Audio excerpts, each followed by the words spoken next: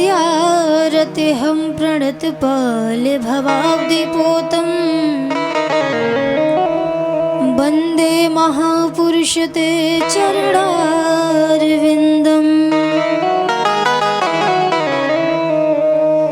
वंशी विभूषितकरान्नवनीरदाभात् पीताम्बरा धरुणिबिम्ब्यफलाधरोष्ठात् पूर्णेन्दुसुन्दरमुखारविन्दनेत्रात् कृष्णात् परं किमपि तत्त्वमहं न जाने। नारायणं नमस्कृत्यं नरं चैव नरोत्तमम् देवी सरस्वती व्यासं ततो जयमुदीरये। वसुदेवसुतं देवं कंसचारुणमर्दनं देवकी परमानन्दं कृष्णं वन्दे जगद्गुरुम्। ध्यानं मूलं गुरुमूर्तिपूजामूलं गुरुपदं मन्त्रमूलगुरुवाक्यं मोक्षमूलगुरुकृपा। राधा साध्यं साधनं यस्य राधा मन्त्रो राधा मन्त्रदात्री च राधा सर्वं राधा जीवनं यस्य राधा राधा राधावाचिकं तस्य शेषम्। श्री राधा मेरी स्वामिनी मैं राधा जी को दास जन्म जन्म मोहि दीजियो श्री चरणन को वास। सब द्वारन को छाड़ के मैं आई तुम्हारे द्वार अहो वृषभान की लाडली ने के मेरी ओर निहार। बरसाने की राधिका श्री नंद गाँव के श्याम तिनके चरणन में करूँ मैं कोटि कोटि प्रणाम। जय जय श्री राधा रमण जय जय नवल किशोर जय गोपी चित चोर प्रभु जय जय माखन चोर।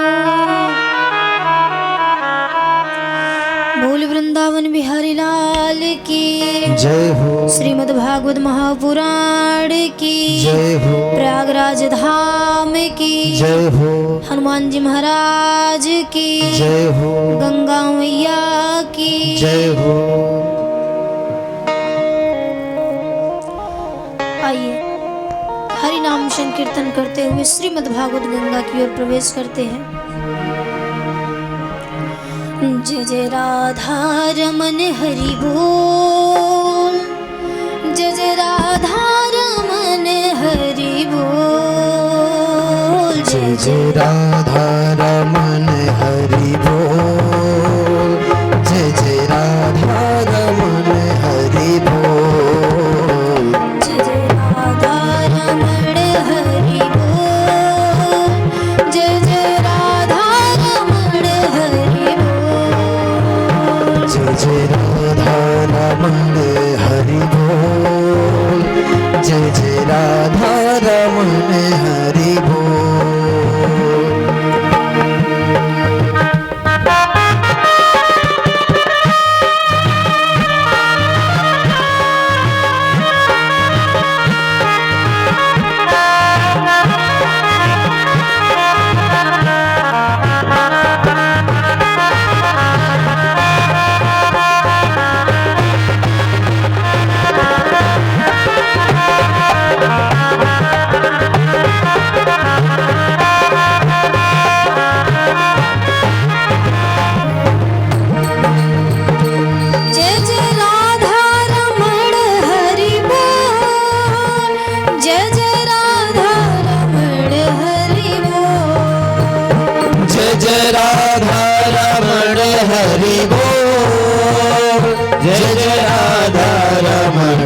हरि बोल। जय जय राधा श्री राधा जय जय राधा श्री राधा जय जय राधा रमण हरि बोल। जय जय राधा रमण हरि बोल। हरि बोल। जय जय राधा रमण हरि बोल। राधा रमण हरि बोल। जय जय राधा रमण हरि बोल। जय जय राधा रमण हरि बोल। जय जय राधा रमण हरि बोल। हरि बोल हरि बोल हरि हरि हरि बोल हरि बोल हरि बोल हरि हरि हरि बोल। हरि बोल हरि बोल हरि हरि हरि बोल। हरि बोल हरि बोल हरि हरि हरि बोल। हरि बोल हरि बोल हरि हरि हरि बोल हरि बोल हरि बोल हरि हरि हरि बोल। हरि बोल हरि बोल हरि हरि हरि बोल। हरि बोल हरि बोल हरि हरि हरि बोल। जय जय राधा श्री राधा जय जय राधा श्री राधा जय जय राधा रमण हरि बोल। जय जय राधा रमण हरि बोल। जय जय राधा रमण हरि बोल। जय जय राधा रमण हरि बोल। जय राधा रमण हरि बोल। जय जय राधा रमण हरि बोल। जय जय राधा रमण हरि बोल। जय जय राधा रमण हरि बोल। हरि बोल हरि बोल हरि हरि हरि बोल। हरि बोल हरि बोल हरि हरि हरि बोल। हरि बोल हरि बोल हरि हरि हरि बोल। हरि बोल हरि बोल हरि हरि हरि बोल। जय जय राधा श्री राधा जय राधा श्री राधा जय राधा रमण हरि बोल। जय जय राधा रमण हरि बोल। जय जय राधा रमण हरि बोल। जय जय राधा रमण हरि बोल। जय जय राधा रमण हरि बोल। जय जय राधा रमण हरि बोल। जय जय राधा रमण हरि बोल। राधा रमण सरकार की जय हो। श्री धाम वृंदावन की जय हो। तीर्थराज प्रयाग की जय हो। भागवत भगवान की जय हो। आइए सर्वस्व भगवान चित सार सिंधु श्री राधा गोविंद के चरण कमलों का ध्यान करते हुए श्रीमद् भागवत गंगा की ओर प्रवेश करते हैं। सभी हरि भक्तों वैष्णव जनों को चरणों में आप सभी को व्यासपीठ की तरफ से मेरा प्रणाम।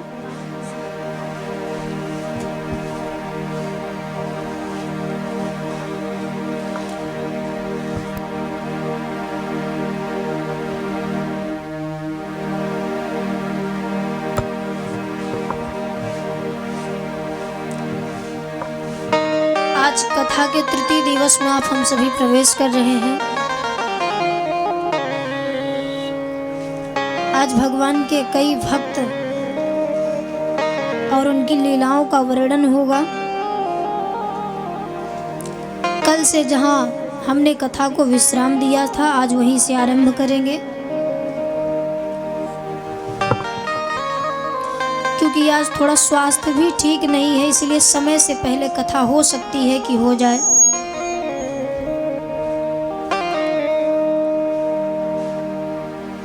श्री सुखदेव जी महाराज राजा परीक्षित को कथा सुनाने गंगा जी के तट पर वृक्ष के नीचे बैठे परीक्षित महाराज, जिनके मन में एक ग्लानि है कि 7 दिन में मुझे मरने का जो श्राप लगा है, तो इन 7 दिनों में ऐसा क्या किया जाए कि जिससे हमारे जीवन में सुधार आए,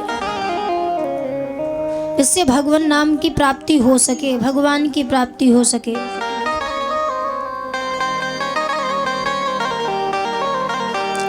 सभी ऋषि मुनि संत वहाँ पधारे हैं राजा परीक्षित को उपदेश देने के लिए। लेकिन परीक्षित महाराज का जो प्रश्न है बड़ा अनोखा प्रश्न है।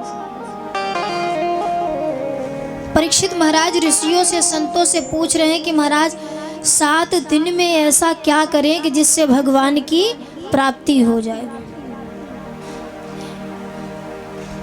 सभी ऋषि वहां बैठे हैं। ऋषि कह रहे हैं परीक्षित, हम में से कितने ऋषि इसमें से ऐसे हैं कि जो कई जन्मों तक भगवान नाम का संकीर्तन करते रहे, साधना करते रहे, अर्चना करते रहे, वंदना करते रहे, लेकिन अभी तक भगवान की प्राप्ति नहीं हुई है। और तुम कैसा अजीब सा सवाल पूछते हो कि केवल 7 दिन में भगवान की प्राप्ति हो जाए।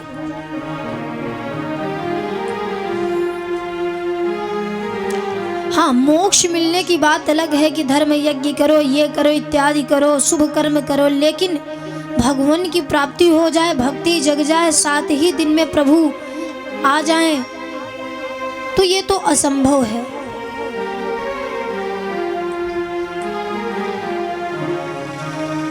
तभी वहां परीक्षित की सभा में गंगा जी के किनारे श्री सुखदेव जी महाराज का आगमन होता है। सुखदेव जी महाराज को देख करके सभी ऋषि मुनि खड़े हो जाते हैं। परीक्षित महाराज खड़े होकर के उनका स्वागत करते हैं।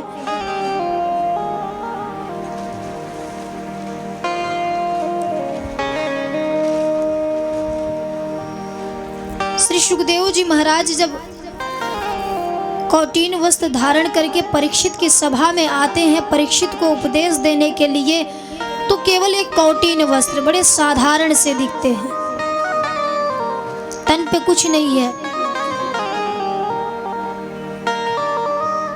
छोटे छोटे बच्चे जो हैं, गांव वाले उन्हें कंकड़ पत्थर मार रहे हैं कि देखो पागल जा रहा है,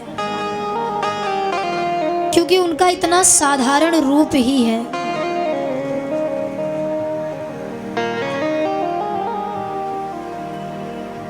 क्योंकि देखिए, ये केवल उन्हीं लोगों के लिए नहीं, हम सब लोगों के लिए है कि सच्चे संत की पहचान करना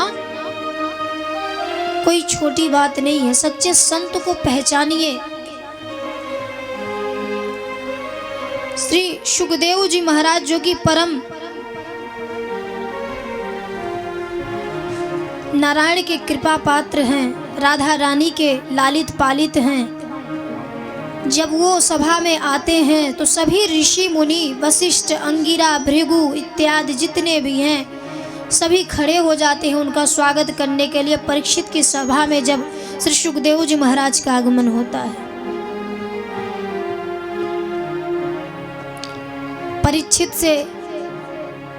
परीक्षित ने श्री सुखदेव जी महाराज से बड़ा सुंदर प्रश्न किया कि आइए प्रभु पधारिए, बैठिए। परीक्षित का प्रश्न था श्री सुखदेव जी महाराज से कि प्रभु 7 दिन में भगवान प्राप्ति का कुछ ऐसा उपाय बताइए कि जिससे संसार का कल्याण हो जाए। श्री सुखदेव जी महाराज ने राजा परीक्षित के जब इस प्रश्न को सुना तो गदगद हो गए। 3 प्रकार के जो प्रश्न होते हैं, ये सबसे उत्तम कोटि का प्रश्न था। क्यों गदगद हो गए? क्योंकि राजा परीक्षित का जो प्रश्न था वो ये था कि संसार के, ऐसा प्रभु प्रश्न था कि 7 दिन में ऐसा क्या करें कि जिससे इस संसार की मुक्ति हो जाए। अपने लिए ये प्रश्न नहीं किए थे राजा परीक्षित, संपूर्ण संसार के लिए। राजा परीक्षित ने ये नहीं कहा श्री सुखदेव जी महाराज से कि ऐसा कोई उपाय बताइए कि मृत्यु टल जाए, ऐसा कोई उपाय बताइए कि तक्षक नाग हमें ना डसे, ऐसा कोई उपाय बताइए कि मैं मरूं नहीं, मैं अमर हो जाऊं। क्योंकि उनका जो मुख्य केंद्र था, उनका जो मुख्य केंद्र बिंदु थी, क्या थी कि संपूर्ण संसार के विषय में वो प्रश्न पूछा गया था कि क्या करना क्या चाहिए।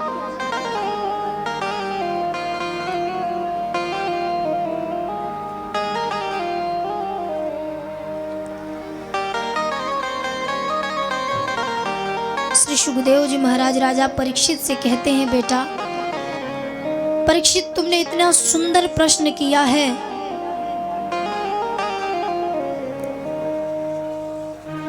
7 दिन में भगवान प्राप्ति का उपाय है।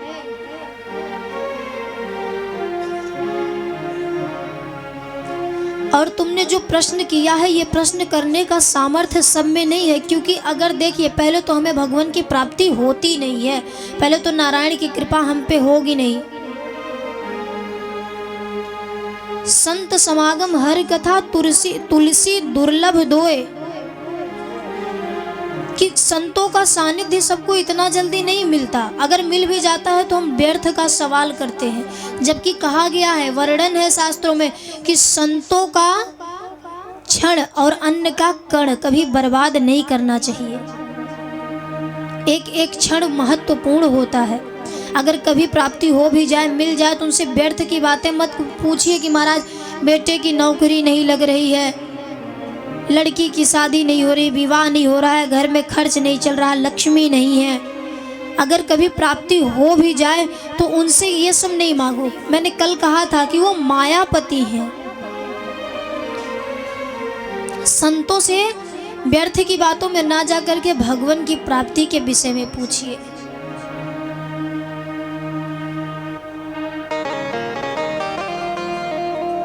कि प्रभु कुछ ऐसा मार्ग बताइए कि जिससे हमें प्राप्ति हो सके।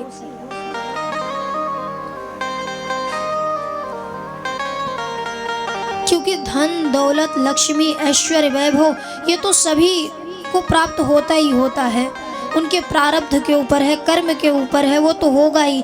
अगर भगवान नारायण की कभी प्राप्ति हो गई, आपके प्रारब्ध अच्छे हो गए, आपके कर्म अच्छे हो गए, तो उनसे भी अगर कभी नारायण की भी प्राप्ति हो गई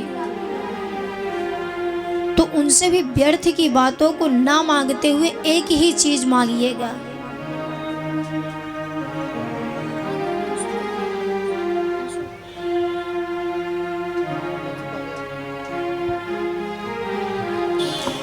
भगवान की शरणागति ही मांगिएगा।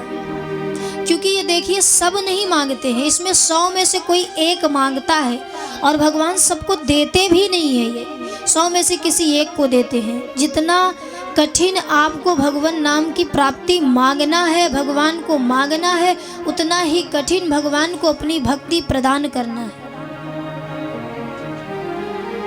भगवान भी सोचते हैं कि आप जो ये आडंबर मांगते हो, धन दौलत लक्ष्मी ऐश्वर्य वैभव, वो उन्हें देने में ज़्यादा देर नहीं लगती, क्योंकि वो मायापति है, उनके पास सब कुछ भरा पड़ा है, उनके पास इसका भंडार है। कुछ देने में अगर समय लगता है तो वो है कि उनकी चरणों की भक्ति। कोई जल्दी नहीं मांगता, मांगता भी है तो जल्दी इतनी सहजता से नहीं प्राप्त होती है। एक आध दो ही ऐसे कोई भक्त हैं जिन्हें उनकी प्राप्त, जैसे ध्रुव जैसे भक्त होना, प्रहलाद जैसे भक्त होना।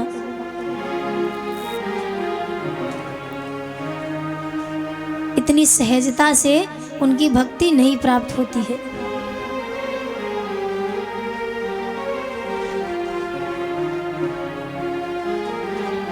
कभी मौका अगर मिले, आपका प्रारब्ध जगे और लगे कि कोई अच्छे संत आपके यहाँ आए हैं, पधारे हैं, या फिर माघ मेले के जो पर्व चल रहा है, माघ मेला, इस कल्पवास में अगर आपको किसी अच्छे संत का सानिध्य प्राप्त हो, संत आपके सम्मुख आए, तो ऐसा ना हो कि आप उनसे कुछ उल्टा सीधा पूछ बैठे या मांग बैठे। जो भी मांगे तो ऐसा मांगे, जो भी पूछे तो ऐसा पूछे कि जीवन बदल जाए, कि हाँ फिर कोई संत से भेंट हुई थी।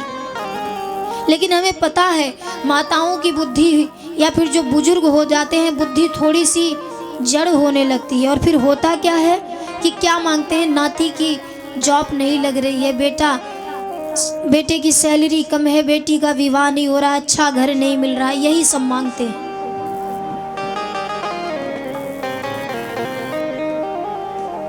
अपने लिए भी कुछ मांगो, कुछ करो।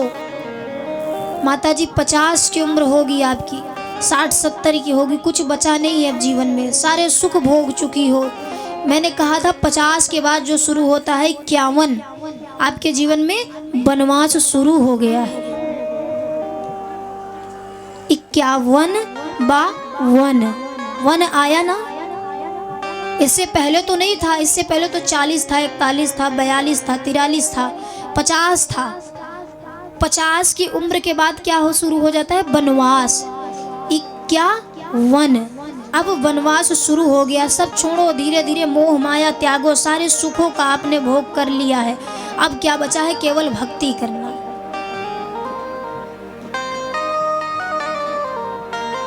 निरर्थक में टालो नहीं कि अरे क्या भक्ति करें, करते हैं, 1-2 मिनट का समय मिल जाता है, नाती पोतों में ही पड़े रहती हैं। माताओं का लोभ अधिक होता है, अगर नाती घर में है तो 24 घंटा उसी में लगी रहेंगी। नाती हो गया, अब नाती का भी विवाह देख ले, मोह छूटता नहीं है। भ्रम में मत रहिएगा कि पहले आपकी संतान हुई तो भक्ति नहीं कर सकते, क्योंकि संतान को पालना है, पोसना है, बड़ा करना है। अब वो बड़ा हो गया तो शादी योग्य है, शादी करनी है, विवाह करना है, तो अभी भक्ति कैसे करें? अब उसका भी विवाह हो गया, अभी तो नाती पोते देखे नहीं, भी भक्ति कैसे करें? नाती भी देख लिया, अब नाती का विवाह देख लिया, तो ये मोह बंधन है, आप इसमें बंधते ही जाओगे।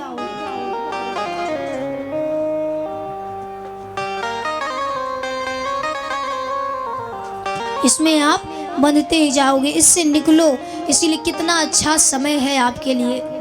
कल्पवास में 1 माह के लिए आप आती हैं, 24 घंटा कान में श्री राम नाम और सीताराम भगवान का संकीर्तन, हर हर महादेव का संकीर्तन, राधा नाम का संकीर्तन, श्रीमद् भागवत कथा, राम कथा, यज्ञ, पुराण इत्यादि के पाठ होते रहते हैं, सब कान में 24 घंटा जाता रहता है।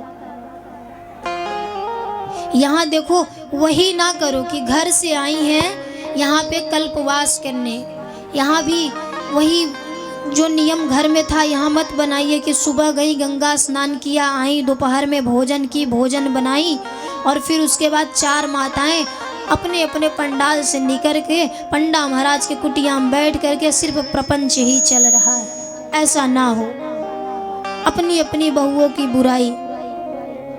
कल्पवास तो चले आए हैं, कहीं वो सब बेच खाएगी तो सारा ध्यान, क्योंकि मैंने कहा था ना कि ये कथा पंडाल है, तन यहाँ हो सकता है, मन नहीं हो सकता। कुछ माताएं ऐसी होंगी कि जिनके मन में ये चल रहा होगा कि हम तो यहाँ बैठे हैं पंडाल में, सब बेचने मेला घूमने न चली जाए। इसीलिए हम आपसे बार बार कहते हैं कथा पंडाल में लेके आया करो।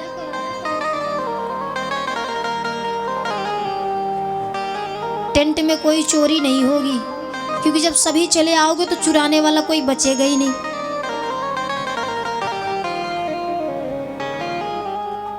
बहुत अच्छा समय है, 12 महीनों में सिर्फ 11 महीनों के बाद 12वें महीने में, ये जनवरी का महीना, माघ के महीने में ही केवल एक समय 1 माह का मिलता है, जिसमें आपको जो 11 महीनों में गलती से पाप हुए हैं, जो गलती हुई है उसका जो भरण करने हम यहाँ आते हैं, उसका सुधारण करने।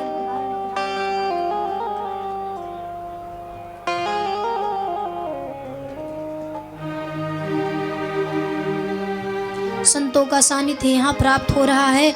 अगर हो जाए कोई बाबा, कोई अच्छे संत स्वभाव, जो सरल स्वभाव के हों, उनसे अगर कभी मौका मिले मिलने का, तो उनसे व्यर्थ की बात हो ना मांगिए, उनसे मांगिए तो हरि की शरणागति मांगिए, जो सब नहीं मांगते हैं। उनसे पूछिए कि ऐसा कोई उपाय है, ऐसी कोई भक्ति है मेरे योग्य जो मैं कर सकूं, भगवान की प्राप्ति हो सके, मेरा जो कुछ समय बचा है उनकी भक्ति में लगा रहे।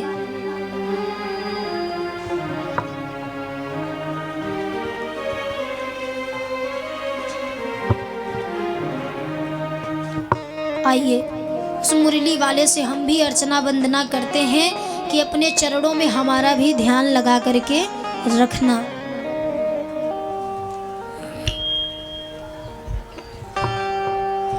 हो मुझे चरणों से लगा ले मेरे श्याम मुरली वाले, मुझे चरणों से लगा ले मेरे श्याम मुरली वाले, मुझे चरणों से लगा ले मेरे श्याम मुरली वाले, मुझे चरणों से लगा ले मेरे श्याम मुरली वाले, मेरी श्वास श्वास में तेरा, मेरी सांस सांस में तेरा हो नाम मुरली वाले। मुझे चरणों से लगा ले मेरे श्याम मुरली वाले। मुझे चरणों से लगा ले मेरे श्याम मुरली वाले। मुझे चरणों से लगा ले मेरे श्याम मुरली वाले।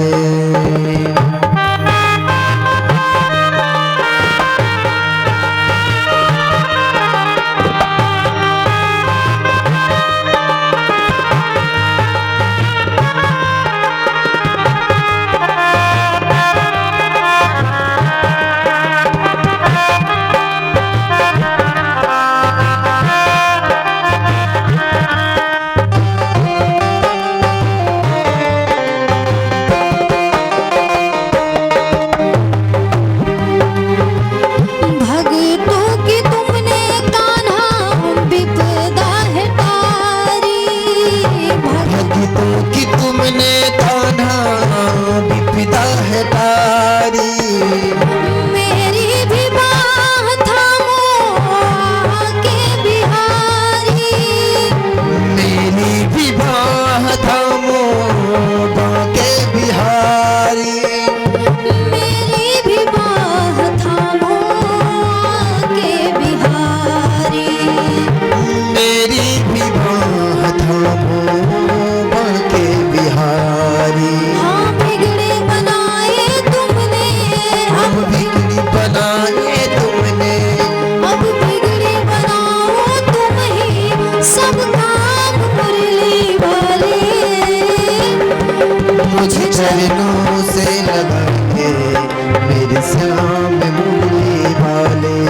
मुझे चरणों से लगा ले मेरे श्याम मुरली वाले। मुझे चरणों से लगा ले मेरे श्याम मुरली वाले।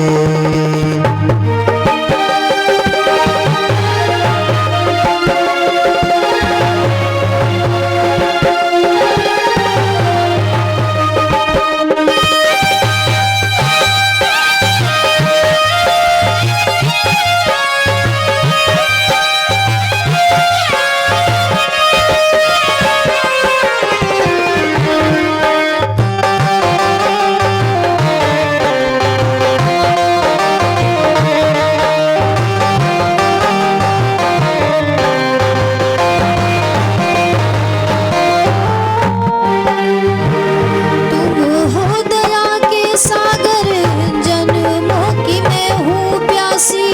तुम हो दया के सागर जन्मों की मैं हूँ प्यासी। दे दो जगह मुझे भी चरणों में बस जरा सी। दे दो जगह मुझे भी चरणों में बस जरा सी। दे दो जगह मुझे भी चरणों में बस जरा सी। दे दो जगह मुझे भी चरणों में बस जरा सी। सुबह तुम ही हो तुम ही मेरी सुबह तुम ही हो तुम ही मेरी शाम मुरली वाले। मुझे चरणों में बसा ले मेरे शाम मुरली वाले। वो मुझे चरणों से लगा ले मेरे श्याम मुरली वाले। मुझे चरणों से लगा ले मेरे शाम मुरली वाले। मुझे चरणों से लगा ले मेरे श्याम मुरली वाले। श्वास श्वास पे तेरा मेरी श्वास श्वास में तेरा है नाम मुरली वाले। मुझे चरणों से लगा ले मेरे श्याम मुरली वाले। मुझे चरणों से लगा ले मेरे श्याम मुरली वाले।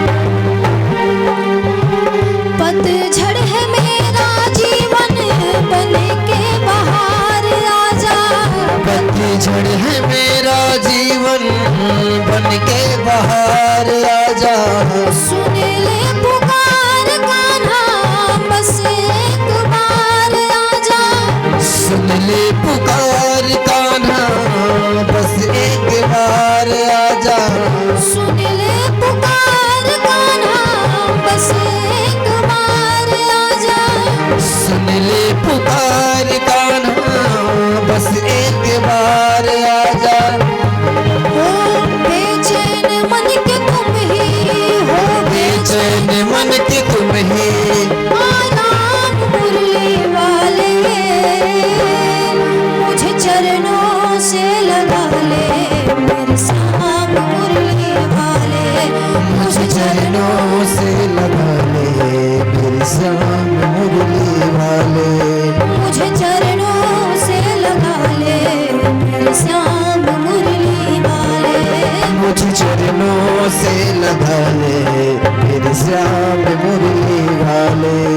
मेरी श्वास श्वास में तेरा, मेरी सांस सांस में तेरा नाम मुरली वाले, मुझे चरणों से लगा ले मेरे श्याम मुरली वाले।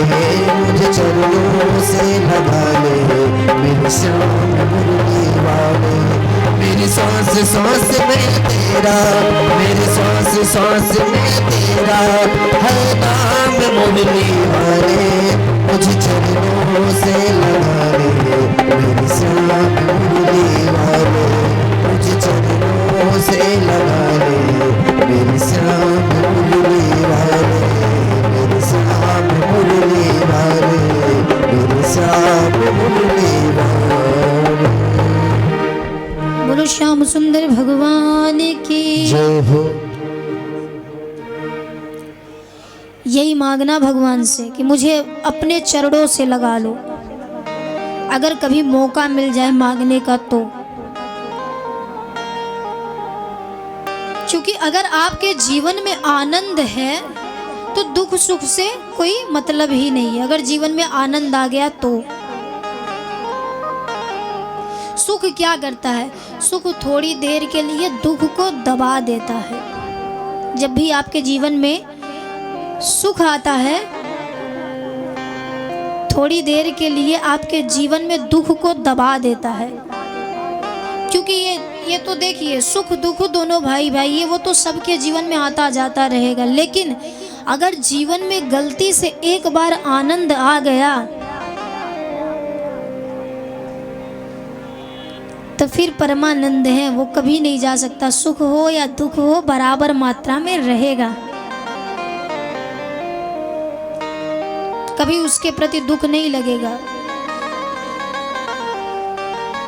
लेकिन अगर जीवन में आनंद आया तो, कुंती बुआ ने भी दुख मांगा था। क्यों मांगा था? क्योंकि उनके जीवन में आनंद है। उन्हें पता है कि दुख रहेगा तो भगवान रहेंगे, लेकिन इससे मेरा कुछ बिगड़ेगा? कुछ नहीं बिगड़ेगा। इससे हाँ, मेरी एक वो हो सकती है कि दुख रहेगा तो भगवान यहीं रहेंगे। क्योंकि कुंती बुआ के जीवन में दुख तो बहुत था, लेकिन उसके साथ साथ आनंद भी था।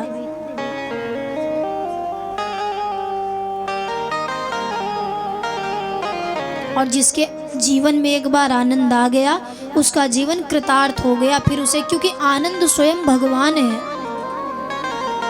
आनंद किसी वस्तु या फिर किसी जीव या जंतु में नहीं, आनंद स्वयं भगवान है। आनंद की परिभाषा इस पूरे दुनिया में आनंद का विलोम शब्द कहीं भी नहीं है, कि परमानंद ही आनंद है।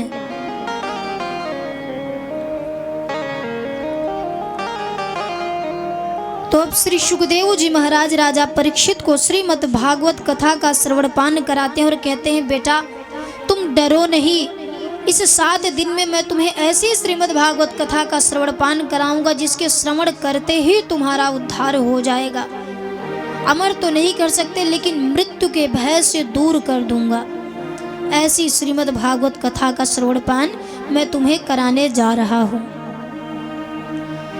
श्री सुखदेव जी महाराज राजा परीक्षित को श्रीमद् भागवत कथा का श्रवण पान कराते हैं और पहले सृष्टि प्रकरण की कथा को सुनाते हैं। सृष्टि कैसे बनी, किसने बनाई, कैसे उसकी रचना हुई, कैसे इस संसार में हम सबका प्रादुर्भाव हुआ, हम सब कैसे आए। और फिर विदुर विदुरानी जी का बड़ा सुंदर संवाद आता है। श्री विदुर महाराज की कथा को श्रवण पान कराया। प्रसंग बड़ा है, कथाएं ज़्यादा हैं, इसलिए केवल स्पर्श करके निकलेंगे। विदुर विदुरानी के संवाद को श्री सुखदेव जी महाराज इस प्रसंग को सुनाते हैं राजा परीक्षित को, और उसके बाद सृष्टि की रचना कैसे हुई, सृष्टि प्रकरण की कथा को सुनाते हैं कि ब्रह्मा जी के 10 मानस पुत्र हुए। ब्रह्मा जी ने अपनी सृष्टि से, अपने शरीर के मंथन से सृष्टि को बनाया, अपने शरीर के सजन से 10 मानस पुत्रों को उत्पन्न किया, और फिर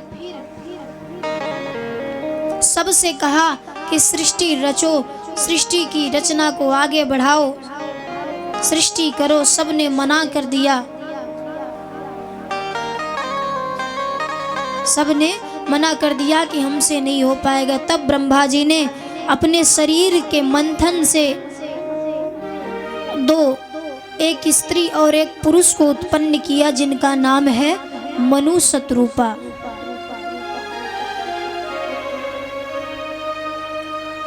ब्रह्मा जी के शरीर के सृजन से, शरीर के मंथन से 2 स्त्री पुरुष निकले हैं, जिनका नाम है मनु और शतरूपा। मनु महाराज की 3 कन्याएं हुई, जिनका नाम है आकुति, देवहूति, प्रसूति। 2 पुत्र हैं, प्रियव्रत और उत्तानपाद।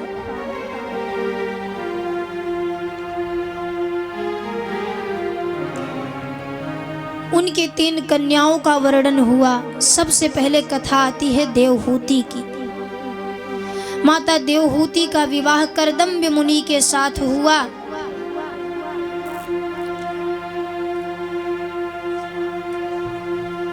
इनके घर कपिल भगवान का प्रादुर्भाव हुआ। भगवान नारायण कपिल भगवान का अवतार लेकर के माता देवहूति के गर्भ से जन्म लेते हैं।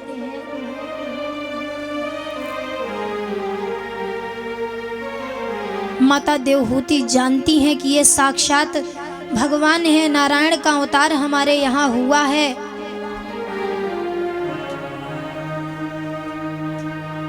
तो हाथ जोड़ करके अपने पुत्र से, देखिए वर्णन है रामचरितमानस में, रामायण में, कि अगर बालक 5 साल तक रहे तो उसे देवता की भांति पूजना चाहिए।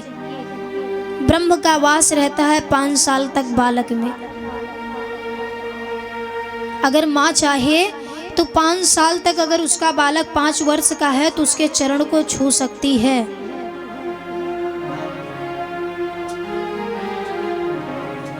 क्योंकि 5 वर्ष तक उसमें भगवान का प्रादुर्भाव रहता है।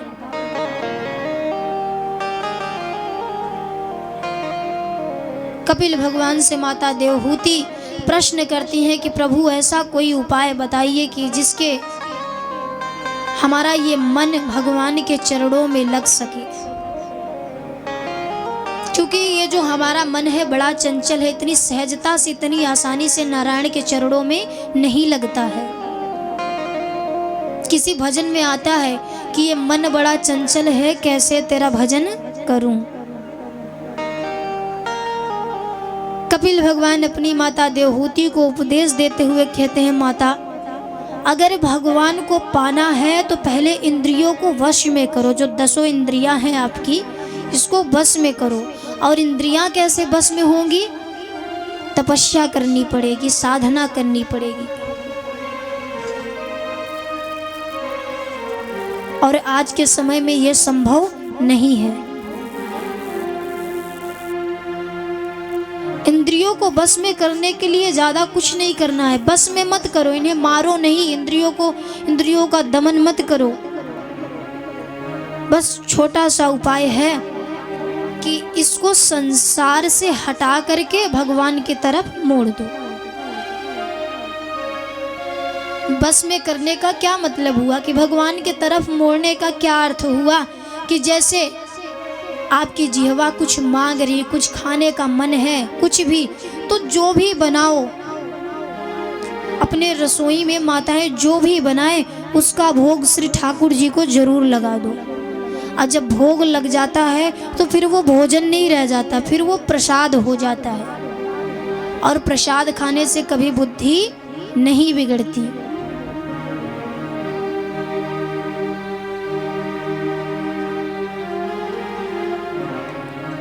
प्रसाद खाने से कभी बुद्धि विपरीत नहीं होती है, बिगड़ती नहीं है।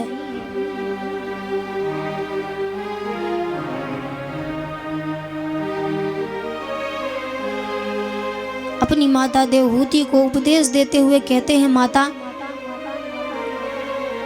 इंद्रियों का दमन मत करो, इंद्रियों को उठा करके भगवान नारायण की तरफ मोड़ दो, उनके चरणों में लगा दो। कुछ सुनने का मन करे तो भजन सुन लो, कुछ बोलने का मन करे तो भजन गा लो, भगवान की भक्ति, उनकी महिमा, भक्तों के चरित्र को गा लो। कुछ करने का मन करे तो, कुछ देने का मन करे तो दान करो।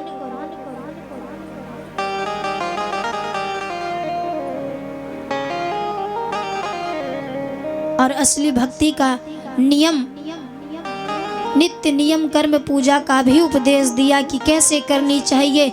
सभी को अपने घर में एक छोटा सा विग्रह ठाकुर जी का जरूर रखना चाहिए, जिसको आप अपना इष्ट मानते हो। जो देवता आपके यहाँ इष्ट हो उनकी छोटी सी विग्रह जरूर रखिए। और याद रखिए, ऐसे फोटो नहीं, चीनी मिट्टी की नहीं, क्योंकि क्या होता है कि उस छवि, जो भी छवि हम घर में ले आते हैं वो मन में बस जाती है, और कुछ समय बाद जब उसे जल में प्रवाहित करना होता है तो वो छवि से बहुत लगाव हो जाता है, वो मन में बसी रहती है, तो दुख होता है। इसीलिए जो भी विग्रह रखें तो धातु का होना चाहिए।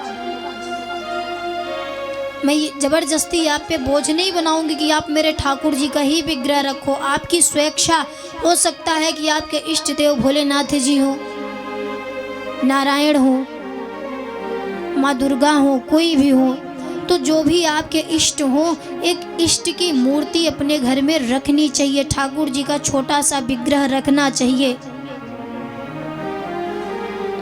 नित्य नियम कर्म पूजा पद्धति में बताया गया है। कर्मकांडी कहते हैं कि प्रातः काल जब उठिए तो सबसे पहले अपने दोनों हाथों का दर्शन करना चाहिए, ऐसे। इसमें क्या होता है, कहते हैं ना, कराग्रे वस्ते लक्ष्मी, कर मध्येषु सरस्वती, कर मूलेषु गोविंद, प्रभाते कर दर्शन। सुबह उठते ही अपने हथेलियों का दर्शन करना चाहिए। भगवान नारायण, माता लक्ष्मी, माँ सरस्वती का वास रहता है। और फिर उन प्रभु को प्रणाम करिए कि आज आपने एक और मौका दिया मुझे, क्योंकि कौन सी सुबह कौन सी शाम आपके लिए अंतिम हो जाए ये आपको भी नहीं पता है।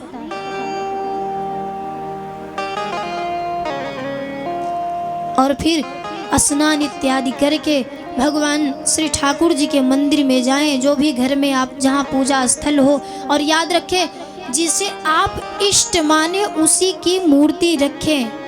इसके लिए विशेष अनुरोध है। कभी कभी क्या होता है कि एक साथ पूजा सबकी करो, वंदना सबकी करो, अर्चना करो, हाथ जोड़ो, प्रणाम करो, लेकिन जब इष्ट बनाने की बारी है, जब प्रेम कर, जब, क्योंकि दिल किसी एक को दिया जाता है, इसी तरह नारायण अनेक हैं, लेकिन जब प्रेम करने की बारी है, जब मन लगाने की, तो किसी एक को चुनना। क्या होता है कि पूजा घर में हम छोटे छोटे कई भगवान, शंकर जी, हनुमान जी, पार्वती, गंगा मैया, तुलसी, नारायण ठाकुर, सबको रख देते हैं। पूजा हुआ, आरती हुई,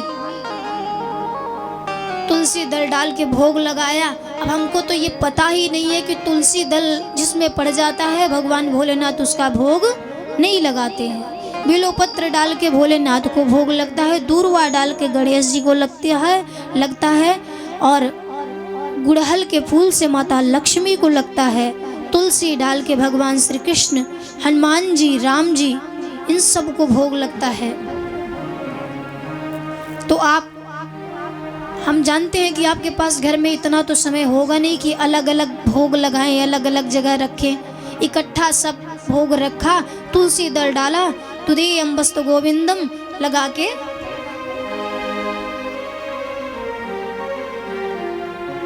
हट गए। अब जो तुलसी दल वाले खाते हैं भगवान भी बेचारे। इसीलिए जब लाला भगवान श्री कृष्ण का जन्म हुआ था ब्रज में, तो उन्होंने कहा था कि मुझे मैया, ग्वाल वालों से सबसे कहा था, नंद बाबा यशोदा मैया से, कि मुझे भगवान मत बनाना, क्योंकि भगवान की भी कम दुर्गति नहीं होती है। एक छोटे से अलमीरा में घर के जो गौखे होते हैं उस पर रख दिया गया, अगरबत्ती दिखाई, थोड़ी सी मिश्री दे दी। आप ही बताओ, अगर आपको महीने में 30 दिन भी दूध दे दिया जाए तो क्या लगातार बिना दूध, केवल दूध पी के रह जाओगे? नहीं। तो हम जब भगवान मानते हैं तो करते क्या है, भगवान को केवल हम इतना जानते हैं कि भगवान की पूजा करने से मनोकामना, इच्छा ये सब पूरी होती है और उनके प्रति हमारा कोई लगाव है नहीं। सुबह स्नान किया, गए अगरबत्ती दिखाई, बाती दिखाई, भोग लगाया, चले आए, बस। नियम तो पता ही नहीं है। इतना नियम माताओं को जरूर बना करके रखना चाहिए कि भगवान की पूजा, गोपाल जी की या फिर कोई भी आपके इष्ट देवता है, कैसे होनी चाहिए।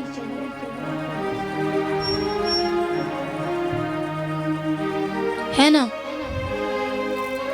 तो माताओं से अनुरोध है कि अपने घर में छोटा सा विग्रह रखें, ठाकुर जी को स्नान कराएं, वस्त्र धारण कराएं, उनका श्रृंगार करें, तिलक लगाएं। और हाँ, जब तिलक लगाएं तो याद रखें कि उनको जब तिलक लगाएं तो अपने मस्तक पर तिलक जरूर लगाएं, क्योंकि तिलक लगाना किसी के लिए निषेध नहीं, तिलक सब लगा सकते हैं। चंदन लगाने से क्या होता है, जब मस्तक पर तिलक देते हैं तो ध्यान केंद्रित होता है, आपका ध्यान भटक नहीं सकता।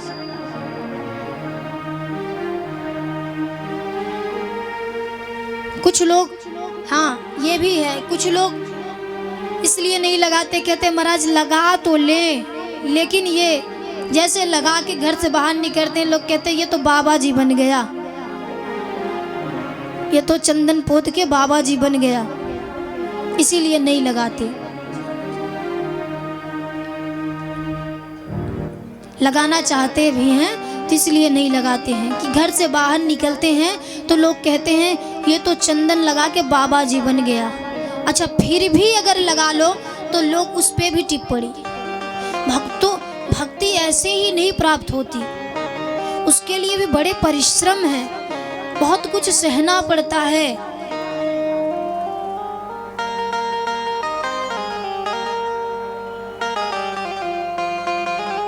हम छोटी सी वस्तु भी दुकान पे खरीदने जाते हैं तो उसमें ठोक बजा करके देखते हैं कि ये कैसी है, हमारे लायक है कि नहीं। कोई पात्र भी लेने जाते हैं तो उसमें चेक करते हैं, देखते हैं कि ये कहीं से टूटा फूटा तो नहीं है। तो फिर भगवान तो इतनी बड़ी उपाधि, अपने भक्त की उपाधि देंगे तो चेक नहीं करेंगे कि कैसा है, भाग जाएगा कि रहेगा। चंदन लगा के आप घर से बाहर निकले, जिस संप्रदाय से आप दीक्षित हैं उससे अगर उसका तिलक लगाइए, लगा करके बाहर निकले, लोग रोका टोकी करने लगे, मजाक बनाएंगे आपका कि ये तो बाबा जी हो गए, ये तो बाबा जी बन गए, ये बस दंड कमंडल धारण करके चले जाएंगे, तो इसमें भी कोई बुराई नहीं, सहना पड़ेगा क्योंकि आप भक्त हो। अगर कोई लगा भी लेता है, लोग कहते हैं कि ये तो पाखंडी है, भक्ति तो मन से होती है, ऐसे दिखावा करने की क्या जरूरत है। अगर आप तिलक दिखावे के लिए भी लगाते हो तो उससे में भी कोई निषेध नहीं है, क्योंकि कहा गया है कि 1 दिन 2 दिन 10 दिन 21 दिन से जो चीज़ें ज़्यादा हो जाती हैं वो चीज़ें हमारे जीवन में निरंतर उतर जाती हैं। सम संख्या 21 में या 51 में ऐसे जो चीज़ें उतरती हैं 11, ये जो ज़्यादा पार हो जाती है ना, कहा गया है, शास्त्रों में वर्णन है कि भक्ति भाव दिखावे के लिए भी अगर किया जाता है तो एक दिन आपके जीवन में उसका प्रारब्ध जरूर मिलता है। मस्तक अगर आप वैष्णव हैं, भक्त हैं, तो उसका भी पहचान दीजिए, सर्टिफिकेट दीजिए कि कैसे भक्त हैं, कैसे पता चलेगा कि आपके अंदर भक्ति है। तिलक लगाइए, तुलसी की कंठी को धारण करिए। शास्त्रों में वर्णन है कि तुलसी की कंठी अगर आपके गले में है, तुलसी की बड़ी महिमा है महाराज। अगर तुलसी की कंठी आपके गले में है, आप स्नान करते हैं और वो पानी, वो जल आपके उस कंठी को स्पर्श करते हुए जब आपके शरीर पर गिरता है तो गंगा गोदावरी सभी तीर्थ स्थान जितनी भी नदियां हैं सबका स्नान करने का फल प्राप्त होता है। ये महिमा है तुलसी की कंठी, किसी के लिए निषेध नहीं है, सब पहन सकते हैं।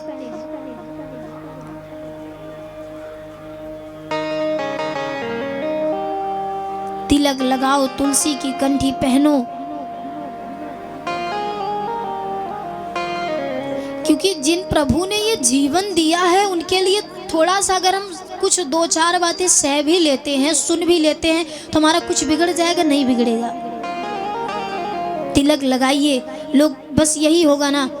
अगर देखिए दो चार चीजें भक्ति करने जब निकलिए ना तो बहुत संशय रहता है मार्ग में, स्वयं का ही मन नहीं मानता कि कहीं ज्यादा बड़ा तिलक लगा लिए तो अच्छे नहीं दिखेंगे, अभद्र दिखेंगे, लोग देखेंगे, ताना मारेंगे, ये वो सब सोचोगे तो कुछ कर नहीं पाओगे।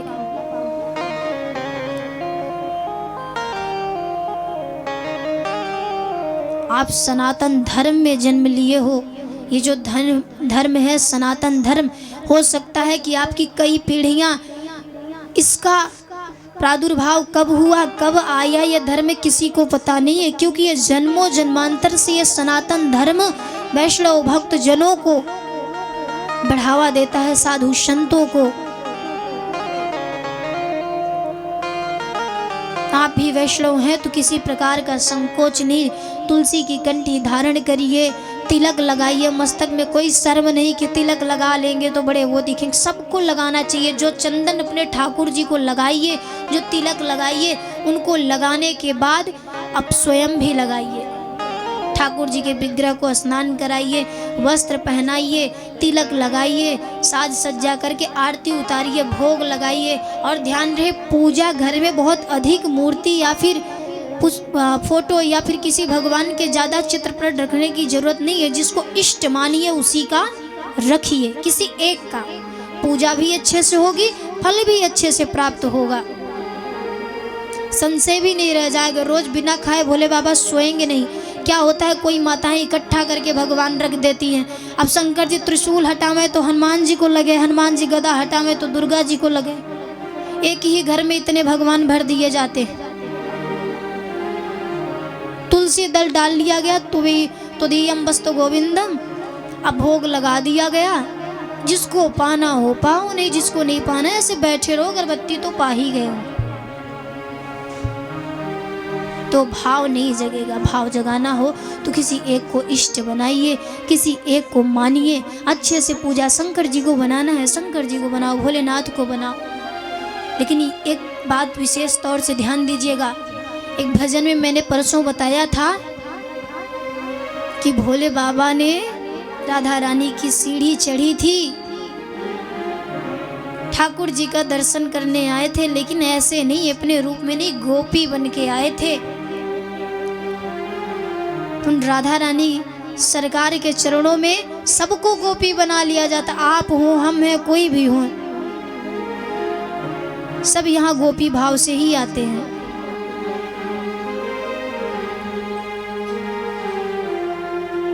तो श्री कपिल देव भगवान अपनी माता देवहूति को उपदेश देते हुए देते हैं, और फिर वर्णन आता है, साख्यांग योग का वर्णन सुनाते हैं, फिर अष्टांग योग का वर्णन करके सुनाते हैं, और फिर गर्भ गीता का ज्ञान देते हैं।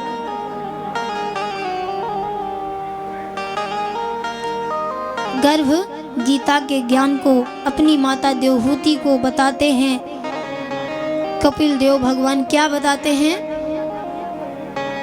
कि जीव किस प्रकार माँ के गर्भ में रहता है, भगवान को याद करता है, प्रभु के चरणों में हाजिरी लगाता है कि प्रभु इस गर्भ से मेरा उद्धार करो। क्योंकि जब माँ के गर्भ में संतान रहती है तो इस तरह से बंधी रहती है, वो कुछ कर नहीं सकती है।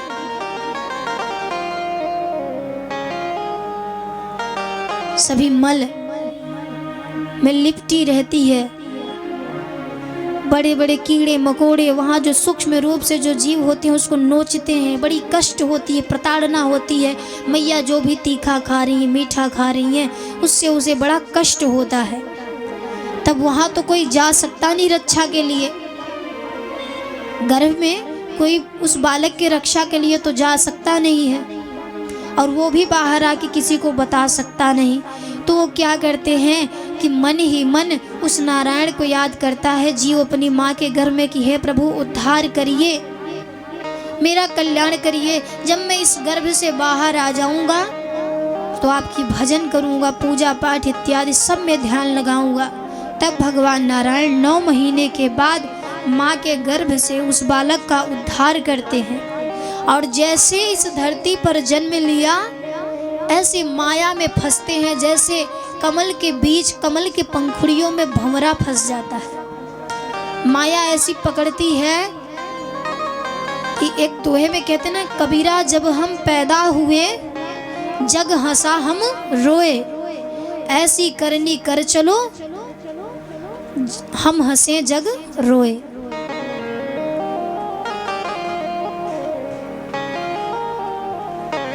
यहाँ आते ही सब भूल जाते हैं कि क्या भगवान से वादा किया था। और ये गर्भ गीता में इसका वर्णन है कि जितने जीव, कोई वर्ण पद्धति जाति कोई वो नहीं, निषेध नहीं, जितने जीव हैं यहाँ पर सब भगवान से माँ के गर्भ में एक वादा करके आते हैं कि नारायण जब मैं इस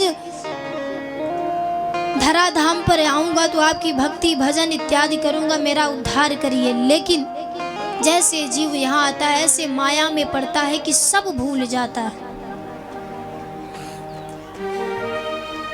कुछ याद नहीं रहता। फिर वो भक्ति भी भूल गई, भजन भी भूल गया, कुछ याद नहीं रहता।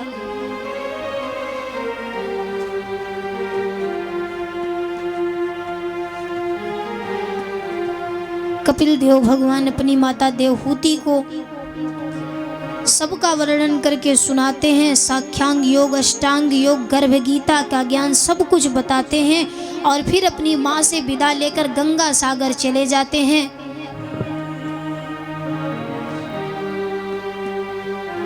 ये देवहूति के मनु महाराज की दूसरी कन्या देवहूति, आकुति, देवहूति, प्रसूति, 3 कन्याएं देवहूति का वर्णन हुआ। आगे की कन्याओं का वर्णन हम आगे करेंगे। इससे पहले छोटा सा भजन राधा रानी सरकार का है, क्योंकि देखिए कल क्या है, कल लाला का जन्म होगा। एक नहीं 2 लाला, 3 लालाओं का जन्म, वामन भगवान का जन्म होगा, भगवान श्री रामचंद्र का जन्म होगा।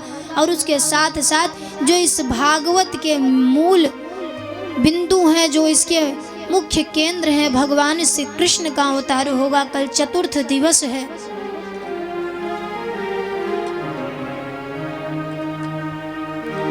तो लाला के जन्म से ही पहले राधा रानी का अवतार हो चुका था बरसाना में।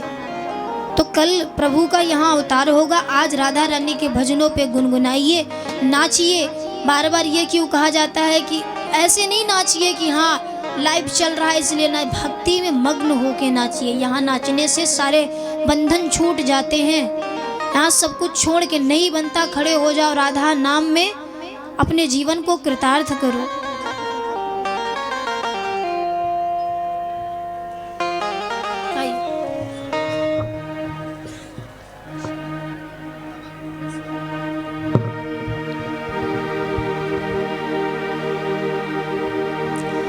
हो वृषभान दुलारी श्री राधा प्यारी प्यारी, वृषभान दुलारी श्री राधा प्यारी प्यारी, बरसाने वारी को नयन का जरविन कारे, नयन का जरविन कारे, नयन का जरविन कारे, नयन का जरविन कारे। वृषभान दुलारी श्री राधा प्यारी प्यारी, वृषभान दुलारी श्री राधा प्यारी प्यारी, बरसाने वारी को नयन का जरविन कारे, नयन का जरविन कारे, नयन का जरविन कारे, नयन का जरविन कारे।